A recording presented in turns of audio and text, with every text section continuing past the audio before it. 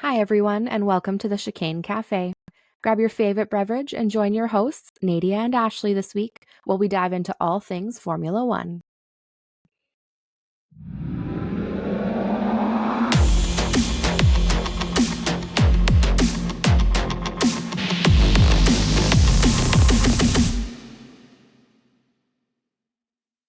This week on the Chicane Cafe, we will be talking about qualification and a little bit about our standouts from the actual race, including Ollie Bearman's first race, the Haas Strategy, and a little bit about McLaren. An honorable mention from McLaren. Yes. It was a really exciting race this week. Definitely a lot more exciting than last week. But before we get into the race, as always, we have to enter the cafe. So, Nadia, what are you bringing to the table this week? I am drinking some McDonald's coffee today. We got some breakfast this morning, so I have McDonald's special treat, maybe. But I also added some salted caramel syrup to it to give it a little bit of flavor, which I love. And I have a new cup this week. This is my little puppy cup. And this kind of talks about me because it says talk to the paw till I have my coffee. And I always have so much coffee. It's true. You are always very highly caffeinated. Yes, it is a big part of my personality, I think. What are you drinking, Ashley? First of all, I want to say McDonald's coffee is really good. To me, it's second to Starbucks. Yes, if I don't have a Starbucks, agree. I will have that over Tim Hortons any day. Yes, absolutely. And this week I'm really boring, and I'm drinking the same thing as last week, and it's the Tea Pigs Earl Grey tea. I really like it, clearly, and I just learned because when I was taking, it comes in this cute little cardboard container. Yeah. And so when I was taking my nice little tea bag, it's actually a cool tea bag. It's like a triangle. Ooh. So when I was removing the tea bag from the packaging, all of the bags come loosely in this like plastic packaging. And I was so disappointed because I thought, oh, what a great eco-friendly exterior cardboard package. And then it has this plastic interior. Well, the plastic bag, or what I thought was plastic bag, is actually biodegradable and made out of wood pulp. So I am becoming an even bigger fan of this brand, Tea Pigs, because of how eco-friendly they are. Yeah, and that's amazing. They have fun little facts on the package as well. So yeah, about tea. Love that. So, okay, I might have to try some now. Tea Pigs, yes. And on the package of the Earl Grey, it's a dachshund. Aw. Yep. Any call out to a dog. Exactly. Instant sell. Yes. So that is what I am drinking this afternoon. Out of my Life as a Story, Make Yours a Bestseller mug. Nice. Love a good expression mug. So, okay, amazing. Let's dive into it. Yes. Oh, okay. So it was a big weekend. Lots happened. Yes. I think, first, it was interesting watching FP this weekend. Because, Max showed up in true Max fashion. And then I think people got excited because in FP2, he was in third. Fernando was in fifth for FP2. And then again in FP3, he just showed back up as his normal Max self. But something that I learned while watching FP this weekend was that Red Bull, a lot of the time, treats the FP sessions as testing sessions. So sometimes when you're watching them and you're hearing them say, oh, this doesn't feel good, or I think last weekend we said, I said Max took acting lessons because he was saying the car didn't feel great. But what's actually happening is they're using it as testing. So what they're doing is they're trying to push this car to the absolute limit to see what they can extract from it. So I am also learning, don't get excited if you hear that there's challenges coming from Red Bull during free practice, the only thing that matters is qualifying, really. Yes, And absolutely. that's going back to your sandbagging definition of last weekend. Mhm. It's not necessarily that they're sandbagging, but they're testing. And Yep. then because of the Parc Fermé rule, going from quali into the race, it gives us a much more clear indicator of what we're actually going to see in terms of the car's performance. Yeah. And I think that's true for every car during qualifying. So it's just interesting. Yeah. Yeah, I agree for sure. Like, it's good to know that Red Bull has called that out a little bit, or someone Yes. has called it out for them, Yes. because I'm finding more and more, the more I watch the practice sessions, it seems so true. Like, you can watch them, be invested in them. There's some great technical knowledge you'll get from them, especially the announcers talking about things. But it doesn't inform a ton on what's actually going to happen in quali, and it just ends up being very similar to what we kind of expected. So, yeah. Yeah. And even I think it's because they know how good their car is, how consistent it is, what they're expecting it to do. It really gives them the opportunity to test different things on different types of tracks as well. Yeah. So one of the upgrades that Red Bull did bring this weekend was a new rear wing and a new beam wing as well. So again, it was an opportunity for them to really push the limits of what this looked like, how they want to make adjustments going into the race. So again, I think they're pretty much the only contender on the grid that can actually treat FP that way versus other teams, unfortunately, to the Yeah. extent that they treat it. Right. It's a little bit different level for sure. Yes. I would I would call a little bit too. I think Haas is still treating it slightly more than quali fast laps to, they really want to know how their tire degradation is going to be. And then as the sessions go on, they get a little bit more aggressive and on the softs and everything like that too. But I mean, Red Bull could do a totally different setup in practice and then be fine for qualification, I'm sure. Exactly. Excuse me. Okay. The other big news of the weekend was also Ollie Bearman.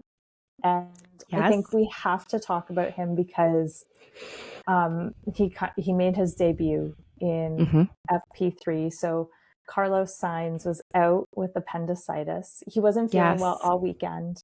And then Saturday morning, it was announced that Carlos was diagnosed with appendicitis, going in for surgery. And so they had to call up one of their rookie drivers, Ollie Bearman. Fun fact about him as well is this weekend he qualified on pole in F2. F2. Yes, Yeah. FPP. There's so many. There's too many. So he qualified on pole for Formula 2. The cool thing about Formula 2 is it's a little bit different from Formula 1 in the sense that all of the cars are the same and all of the engines are the same as well. So you're really competing on a completely even playing field. It really comes down to driver talent. Yeah.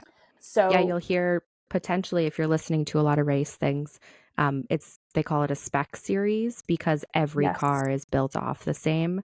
Whereas when we get to Formula One, it's really just like the base rules that are the same. And then they have so much more flexibility in play, which is why yes, you'll see more gaps and more distance and everything like that once you get to the Formula One race. yes. Fun fact there, Nadia. Thank you. Yes, you're welcome. So poor Ollie, not poor Ollie, exciting for him. Right? Really had a 1 hour free practice session, so Mm-hmm. FP3, to really get to understand and learn how this car works compared to an F2 car. These cars are going an average of between 12 to 14 seconds faster per lap, the F1 cars, than an F2 car. So that alone can be daunting. Exactly. And he showed up exceptionally well in FP3, and he actually came in 10th on the timing sheet in FP2, which was absolutely bananas. Yes. And so with I think too with him, like something to note is there's a rule in Formula One now, I think the last couple of years at least, where they have to each team has to have two rookie drivers or the same rookie Mhm. driver twice in the year drive in their FP1 session. So Ollie actually Yes, was the rookie driver for Haas last year. So he's done a practice in an F1 car, totally different scenario, and a Haas is what he drove compared to a a Ferrari, Ferrari. like one of the top cars in the whole series, like Yes. doing so well this year. So I like the quick switch. I was a little bit, I don't know, sad for him for a moment. I was like, he was on pole and now he can't race in Yeah, I F2, thought the same thing. right? But like clearly, like the F1 is what he wants to get to and compete in. So Yes. I'm sure he wasn't too upset about it. I was a little bit sad for him. Yeah. Um, but yeah, just to turn it on this weekend because the race was on Saturday. It was Friday that they got the call. He just had to go into it and jump in full feet, Full throttle. full throttle. Literally There, full that's throttle. better. Yep. Yeah, and he was definitely a standout this weekend. Yeah. Um, and to your point, like, yeah, sad for him. I thought the same thing. Oh, that's so sad. He's on pole for F2. Mhm. He didn't get points last weekend, so he didn't finish top 10. And here Yeah. he is on pole this weekend. The potential for him to gain points. Yeah. So he's in FP3, has an hour in the car, then has to roll into quali, and he qualified 11th, Yes. which is wild. Yeah. Um, he he finished ahead of so many veterans. Well, of course. Yes. Um, you know, Yeah, like he was so close to getting into that Q3, like right on the backs of it, and really like going through and looking at everybody who did make the top 10 in there. Like he was right in the marks of where his team should have been to be able to get into Q1 or to Q3, Q3, but yeah. so impressive for him. And during qualifications, like his dad was there alongside him, experiencing so much emotion that we all got to see, which was amazing. And may have been a little more stressed than his son was in the car. Oh, but can you imagine hearing that? Being excited, okay, I know my son's going to race an F2 car. You're well prepared for what the expectations are in terms of how your child is going to perform in Yeah. that type of a vehicle or Hmm. that type of a race car. And then thinking, "Oh my God, they go that much faster." He's only Yeah. had test sessions Hmm. and he just got his super license. Yeah. Like, And what a impact, Dad. Dad yes, probably didn't sleep exactly. last night. Let's be real. Probably not. And on the Saudi Arabia track, which is a Yes. street circuit, High speed. high Yes. speeds, the walls are so close. There's not a lot of room for a mistake or a slip. Mm-mm. And I Mm-mm. mean, we saw that a little bit throughout qualifications and everything too. Mm-hmm. But even Fred said to Ollie, I think it was before qualifications or it was before the race, like, just please bring the car back in full form. Like, didn't want him to crash. And Ollie went for it. Like he was taking risks. He was taking Yes. the same line, if not closer than some of the Mhm. other drivers were. So very aggressive driving to see in his Yes. very first Formula One race on a hard track. Yes. He did, track limits were not his friend, I think during True. FP3, but that's okay. That's what it's for. Yes. Regardless, he still did an amazing job in Yeah. quali.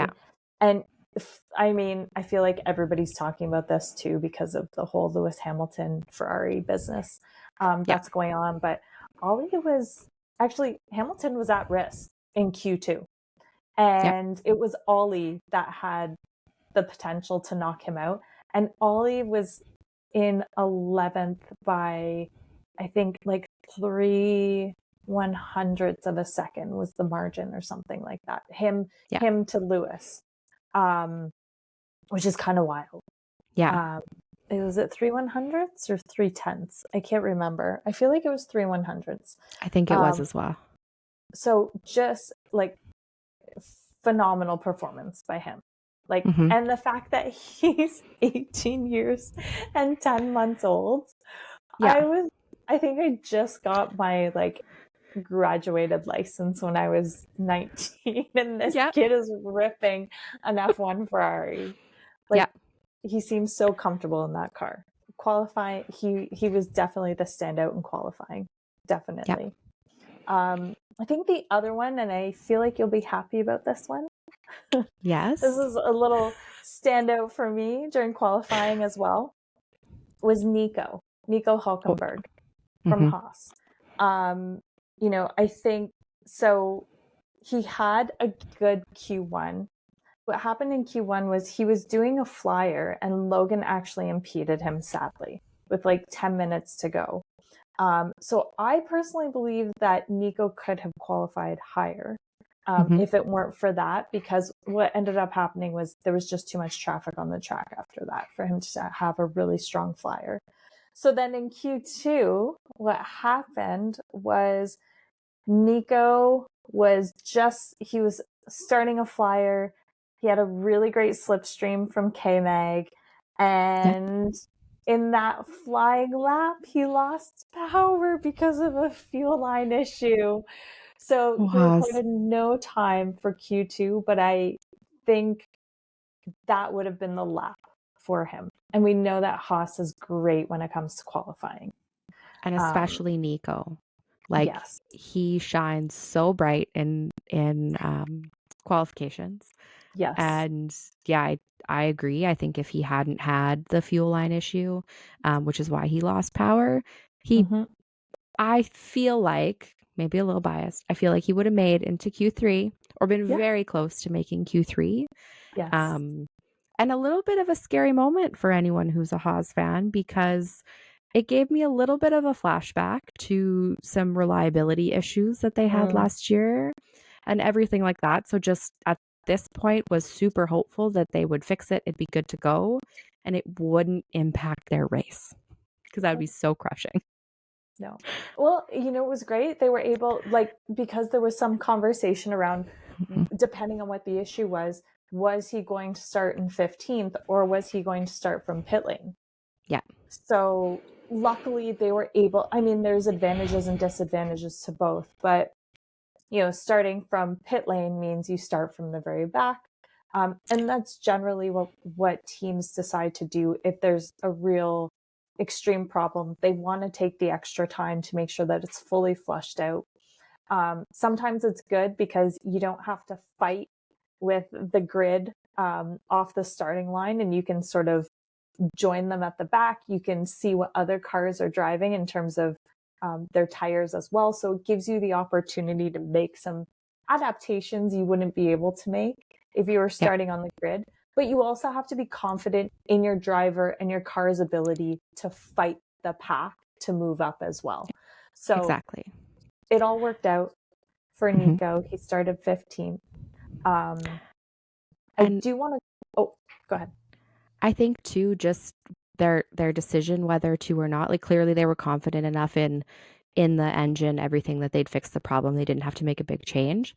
That might have changed, in my opinion, had we been later in the season and they were close to needing to change some parts, because if you're going to take a grid penalty and you're already in the back of the pack, might as well change whatever you need to, take the penalty now, and then you go into the next races with a new whatever component you feel like you need.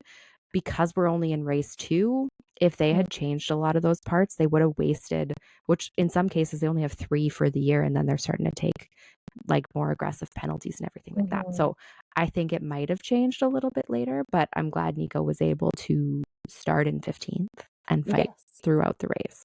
Yes, which we will bring up in a moment. Yes, we'll get back to. The one thing that I did just want, for anyone who's curious, about a definition I mentioned earlier, just around slipstream. Mhm. So you might be thinking, what the heck is a slipstream? So essentially what happens is you align yourself behind a car. It's kind of a sweet spot where you want to ensure that you're not getting the dirty air from the car in front of you. So you have to essentially line up so that you're perfectly behind the car. And what it does is it punches a clean hole of air, or punches a hole in the air, so that the car behind, which is where Nico would have been, has less air resistance on them. So it's almost like it comes over you and it just sort of glides. You're not having to permeate the air yourself. It's almost like, when I think about NASCAR, it's kind of like a little bit of a slingshotty move Yes. that they do. Yeah. Anyone who's familiar with Talladega Nights, shake and bake. Love it. And That's my reference for it. and so important in qualifications, especially because there's such fine margins between Yeah. being in like even 5th and 10th. Like there's so little there. So you'll see it a lot with teams because they can partner together easier instead of having to fight someone to stay in their slipstream, Yes. to be able to get that little bit of extra lap time. So Mm-hmm. a good thing Yes. didn't work out, unfortunately, because of the impeding.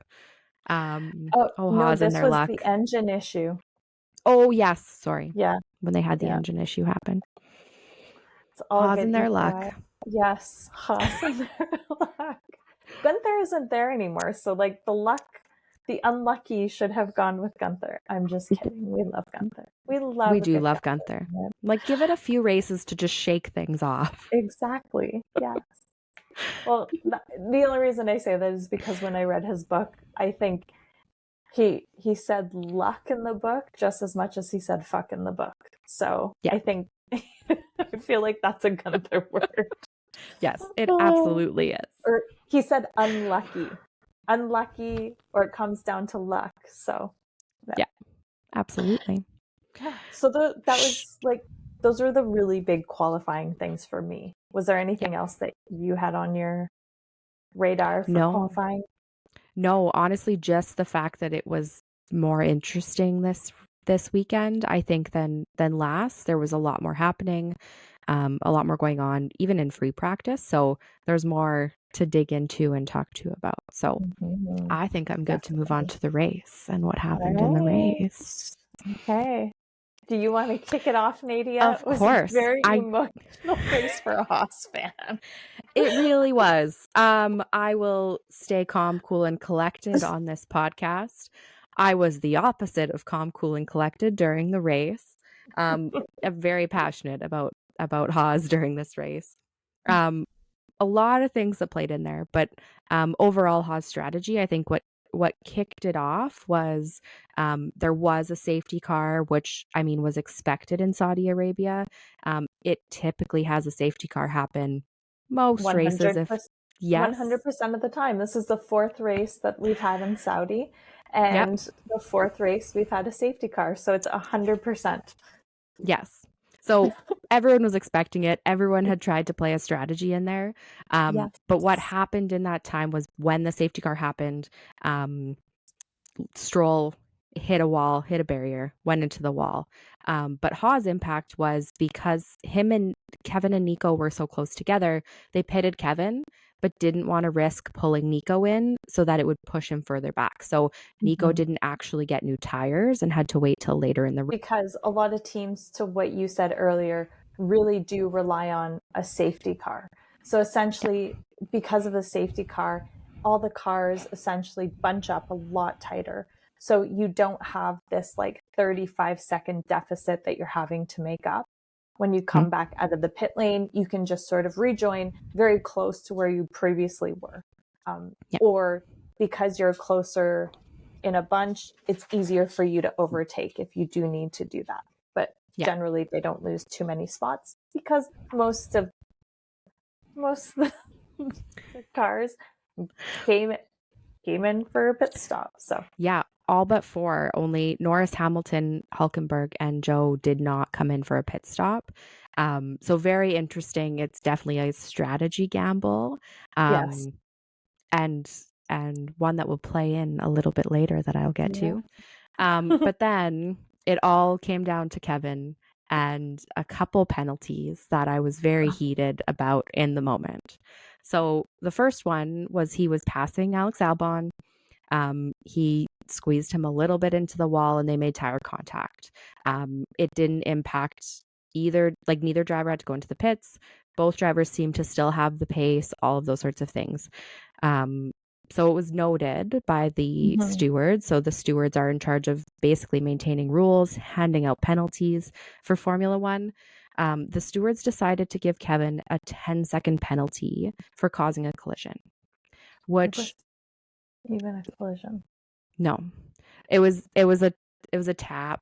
I mean, there was a little bit of movement between the cars. I was watching Kevin's race camera in the moment, and you could see he moved a little bit. Both of them came back. It was fine. Going back and watching some Sam Collins afterwards, he shared that the precedents for this, for causing a collision, there has not been a 10-second penalty issued. It's been a 5-second penalty. For the foreseeable past, they have not issued a 10-second penalty in this situation. And it wasn't that big of a collision. Like, Alex didn't need to come in. It didn't cost them the race. It didn't even cost him a place in the race. Yet they decided to give him a 10-second penalty, which, in my opinion, very questionable. The 5-second penalty, yeah, maybe. 10, no. But his name is not Esteban Ocon, so why did he get the 10-second penalty? Little throwback to last year. Poor Ocon. I got like, what was it, 35 seconds of penalties in one race or something crazy like that? I don't know. I really hope they're not deciding to pick on Kevin this year, because I would be so crushed. So yes, that was number one. Was already a little bit heated about it. Saw it happen. Didn't agree with it in the moment. Then we got a little bit later in the race, and Kevin passes Yuki Tsunoda. In my personal opinion, from seeing it, he had completed the move on Tsunoda. Yes. Argument can be made he was still completing it to a degree, and he ended up leaving the track. He just kind of overshot the turn a little bit, and all four wheels were off the track. Now, in Formula One, you're not allowed to overtake off the track. You have to give the place back or get a penalty. So argument can be made, maybe he would get a penalty, fine. Again, the stewards decided to go with a 10-second penalty, which I'm going to refer again to Sam Collins and his great technical knowledge. Went back and reviewed the precedents for that as well. There has not been a 10-second penalty dished out for that, unless it was blatant. The team had said, give the place back, or the stewards had said, got on the radio, you need to give the place back, and they didn't. There was nothing from there. Haas didn't believe it had happened. They still got a 10-second penalty. So within a few laps of each other, Kevin ended up from 11th with 20 seconds of penalties. Maybe should have been 10. Argument can be made there. Should not have been 20 seconds. So very upset. Rightfully so. And, I don't even know what I want to say about this. Is that when Yuki lost his mirror, though? It wasn't during that moment. There was no contact. Okay. Yuki wasn't pushed off the track. Yuki did come on the radio and say that was dangerous. Yes. Which, whatever. You say what you will want to say. But Yuki, I believe, lost it later on. At some point during the race, he did lose his side mirror on it. Because when I watched it, I think, was that the one, or was it when Alex passed him and Yuki got on his radio again? But then when I watched it, it felt like the car that was passing Yuki, I don't remember if it was Alex or this situation, but I'm pretty sure the passing car had the apex or was on the Mhm. apex. So they shouldn't have been penalized regardless. No. And if it was the Kevin incident, Kevin did have the apex. He went into the corner. Okay. He So was he in the shouldn't have lead. been penalized He at all. shouldn't have been penalized. And if anything, the precedence for that call would have only been 5 seconds. So double Or whammy. give the place back. Yes, or Because give the place back. They were still near each other. yeah, they could have fought Yeah. it back. But nothing. This one will be interesting to see as it rolls out, or as there's more Yes. conversation around it. Yeah, absolutely. Because the FIA will have to release official documents around why. So it'll be interesting to see the justification. Yeah, absolutely. If it's different. And in Alex Albon's case specifically, he was interviewed after the race, and in his eyes, him and Kevin it was a racing incident. It's a tight corner. Yes, it happened, but it wasn't a collision that he felt should have been penalized. And if the opposing driver is sharing that, the fact that he got a 10-second penalty just adds a little bit of flame to the fire a little bit. So yes, I was very heated in this moment. Yes, you were. I knew something was wrong because you barely responded to me the whole race. Yeah, I was pretty quiet. Yes. And moving from there, so all this happens. I mean, you can appeal these sorts of things and everything like that too. But in those moments, took a little bit of time. Kevin was aware he did have 20 seconds of penalties. He was in 11th. Nico still hadn't pitted. And so what they had decided in this moment was, as a team, Kevin's engineer shared that let's back up the pack. Let's back up all of the people behind you. Kevin's great at defending people trying to pass him. So they asked him as a team, let's back up the pack. Let's create a window so when Hülkenberg has to pit, he can come out right in front of you and maintain 10th position, which, coming from 15th in qualifying, to be able to get a point for Haas would be so vital. Yes. So huge team player, and Kevin fighting for everything. I mean, he would have, I'm sure, fought as aggressively as he had, regardless of the 20-second penalty or not. But he was able to just open that gap up slowly, lap after lap, keep them back, keep everybody behind him from passing. And he was successfully able to open up that gap. Hülkenberg pitted. He ended in 10th, got Haas's first points for the year in the second race of the year, which now has them, I mean, it's only race 2, but they are in 6th in the constructor standing. All of the midfield teams below them, there's 4 that don't have a point yet. So great day and moment for Haas, even though there was 20 seconds, in my opinion, unjustly handed out penalty seconds. It was a beautiful strategy. Watching it play out, really, like, listening to the announcers, trying to figure out what was happening, whether K-Mag knew about his penalty, whether he didn't. You could tell that there was a strategy in play. Yes. By the way he was keeping that pack back, by the deficit between the two of them. And that is the epitome of teamwork. Hard to believe that these two guys hated each other a couple of years ago, and now here they are coming together and getting those points for Haas. So yeah, it was exactly awesome to watch. Yes, amazing to see. Hülkenberg said in a post-race interview, he'll have to give Kevin back the favor at some point and help him out in a race, which is great. But just great to see the teamwork from a midfield team. They really need to work together for every single point in the constructors, and a great strategic play. I think there may have been some questions about what was going on, because Haas strategy last year was not excellent. I will be the first to say that. But they pulled off a great strategic play. So great for their team principal as well, too, in his second race, that they were able to pull that out and get a point. Yeah. Checo had a penalty for an unsafe release during the double stacking. So when both him and Max pitted at the same time, he almost But it caused a didn't collision. matter.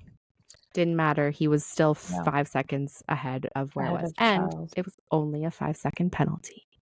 Yes. Not We're going to be bitter at all. watching these all year to see who gets what. Yes, we Um, absolutely will. actually, speaking of that, the double stacking and the cars going to the pits during the safety car was so impressive to watch, but also a little bit comical and farcical watching how many cars had long pit stops because they wanted to ensure that they would have a safe release. So some of the teams, had 8-second pit stops, some had 10. But I think in true Red Bull fashion, they flawlessly pulled off a double stack, like in true Red Bull fashion. Yes. But because Lando didn't pit, or those 4 drivers decided not to pit, which again was a good strategy because it turns into a parking lot in pit lane. There was a little bit of time that Lando did lead the race. So Yes. did lead a few laps in the race, which was very exciting to see as well. A little bit sad when he said, I'm not going to be able to hold them back. Yeah. But at least, he knows the capability of the team. And his tires were starting to degrade in about lap 15. So both Max and Checo did pass Lando. I think Ollie Bearman is the other real standout of this race. Absolutely. We talked about him in FP3. We talked about his qualifying. Strangely enough, he finished higher than Lewis Hamilton, which was also very questionable. But again, Lewis and Mercedes decided to keep him out longer with that tire strategy. So his tires were starting to degrade a little bit later because he was on mediums. Yeah. Right. So they were starting to sort of go on him. Yeah, and so I would say I don't remember everything that happened in the race. So much happened. Yes. But it was, the thing that I want to say is it was so fun watching the McLarens either fight to defend Lewis or fight to overtake Lewis. There were a few fights, I think, between like Lewis and Oscar, like a half a second, which allowed them to sort of play in that DRS area, overtaking each other. So, I mean, I have to say, Oscar, his driving was very impressive because I can't imagine how frustrating and challenging it would be behind that Mercedes, having to manage your tires, having to manage your power, your battery life. Like, the degradation of his tires were probably insane. There were actually a couple laps where he had to like take a break because the fighting was too much. And then I think it was in the 35th that he finally passed him, and then it went back. So, and knowing the whole time you're fighting someone who still needs to make a pit stop. So you're not even fighting for a position. You're like, this is just bringing me back potentially from where I could be and fighting for a place in the race, which I mean, can be frustrating, I'm sure. Yes. And I mean, looking at the numbers, like, because of that fight, Oscar was 32 seconds behind Max. So he was 14 seconds behind Charles because of that fight. Like, that's a big gap. So again, just because of that, but again, like, do you, don't you, right? You're damned if you do, you're damned if you don't. So, I think the fighting Lewis was probably, I don't know, I'd hate to be that guy. And So I just think McLaren gets like an honorable mention for that. Oh yeah, Fight. absolutely. Even just honorable mention to the fighting involved in this race total. Like Max was clearly in front. We knew it. I think Max was on the screen in the coverage for, I don't know, maybe a couple seconds when he won at the end of the race. But it was Yes. all on the fight. So it was a lot on the Yes. Haas fights. It was a lot on Ollie. Like Ollie, when he Yes. started the race, he was fighting between K-Meg, who is very aggressive at passing, Yes. and Sonoda, who's just also a very aggressive driver, wants to hold his position. He fought that. Then he was fighting Lewis, and he was trying to stay ahead of Lewis and Norris, both who have very experienced, amazing drivers. Yes. And then the McLaren fighting, like it was a lot of good battles, It even though was. they weren't fighting for first. Yes. So overall, I think it was a good race to watch, despite us knowing and both predicting correctly that Red Bull was going to come out in front for sure. Oh yeah. First and second. I think we both had Yeah, Max Max Max and and Perez. Checo. Mm-hmm. And then third we were completely wrong. We had Charles fifth.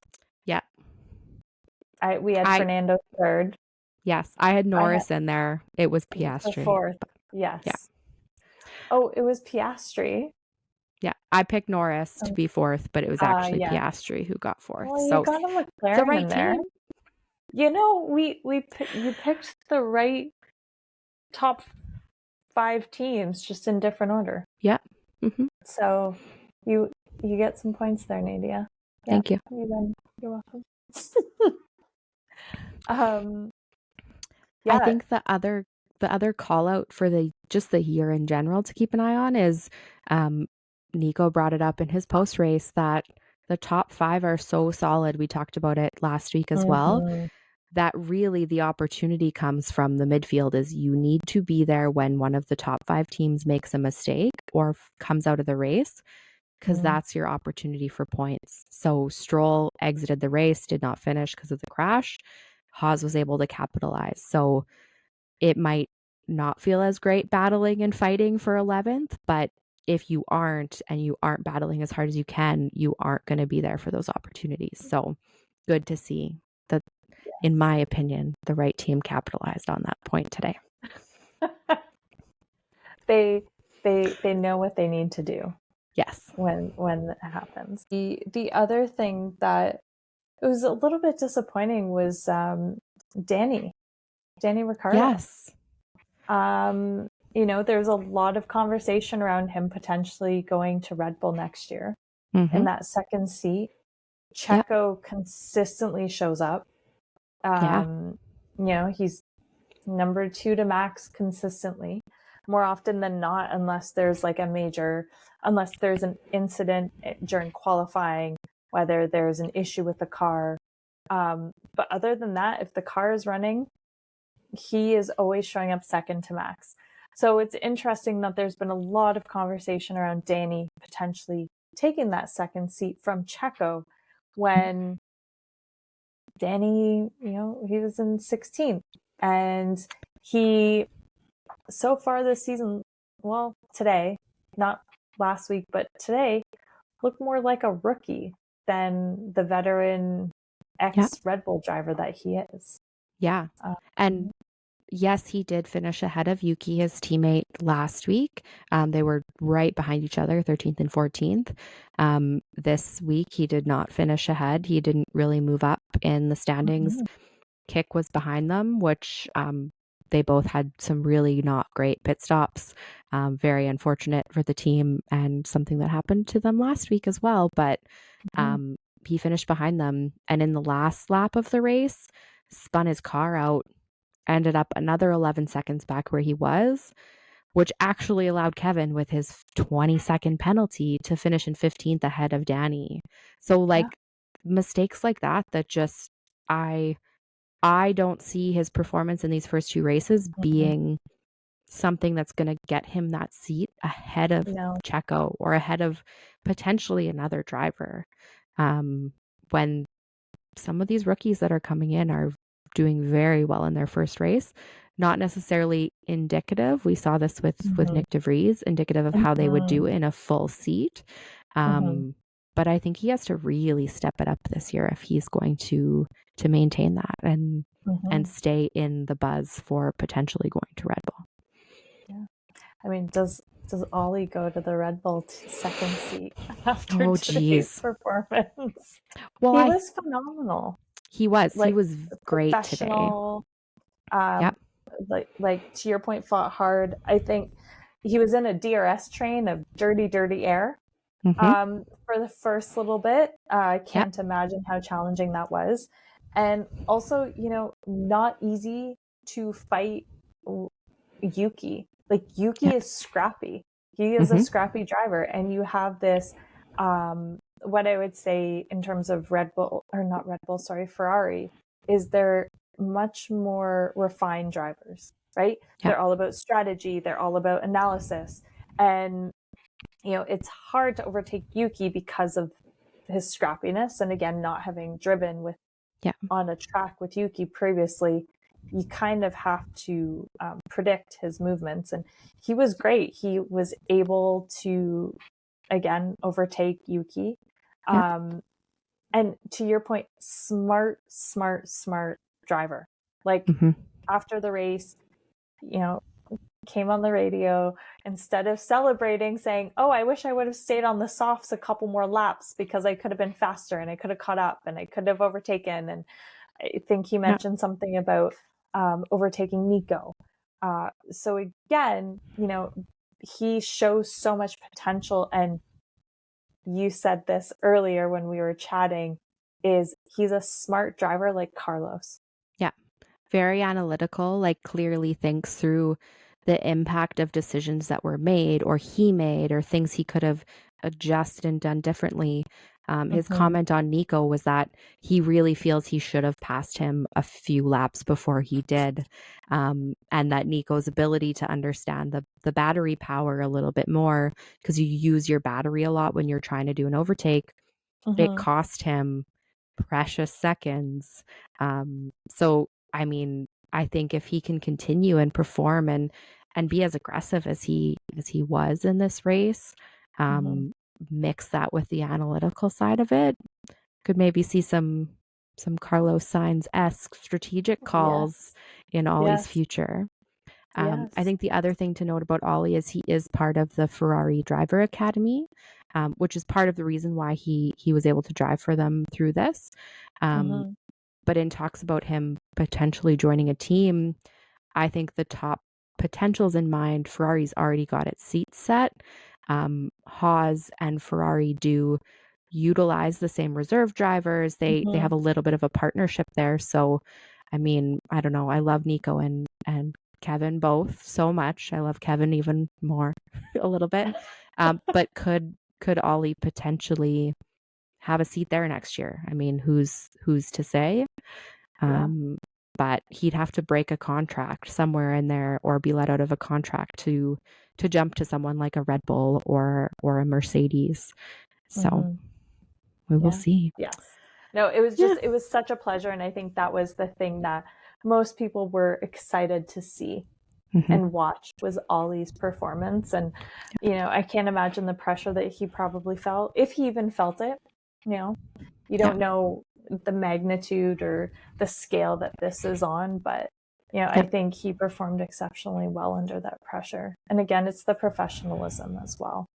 And I think this is the second time we've seen a driver just have to jump in mid sessions in the last couple of years and just go for it and do really well. Mhm.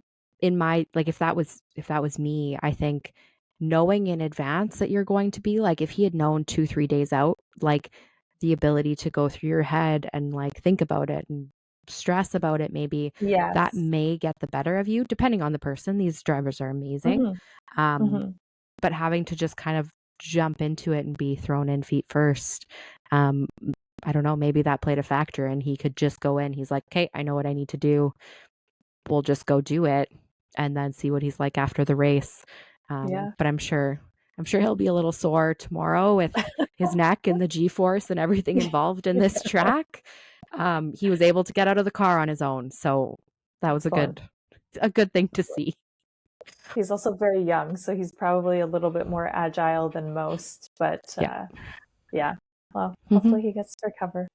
Yes, absolutely. It was a great race, and thank you again, Nadia. Yes, thanks, and, Ashley. Yeah, you're welcome. And thank you all for joining us at the cafe this week. And thank you to all of our new followers on Instagram. Yes. Sorry, we totally forgot to mention this. We're absolutely blown away by our 180 something followers now. So thank you to everyone who saw our, I think it's viral reel on Instagram and decided to take a chance on us and are following us and liking and commenting and sharing. So thank you so much. If you're listening to this, even better. If not, we hope you do end up listening to us at some point. But again, just want to say thank you because we so appreciate it. Yes, absolutely. Yeah. So we'll see you in 2 weeks for a race, but next week we're actually going to have a special podcast because there is no race, just talking about us and who we are and why we love F1 and why we decided to take this leap together in this podcasting world. Hope you all join us there. We'll see you next time. Bye. Thank you for joining us this week at the Chicane Cafe. Follow us on Instagram at the Chicane Cafe. Our podcast is available wherever you get your podcasts. And for a video version of our pod, watch us on our YouTube channel at the Chicane Cafe. And remember to hit that subscribe button.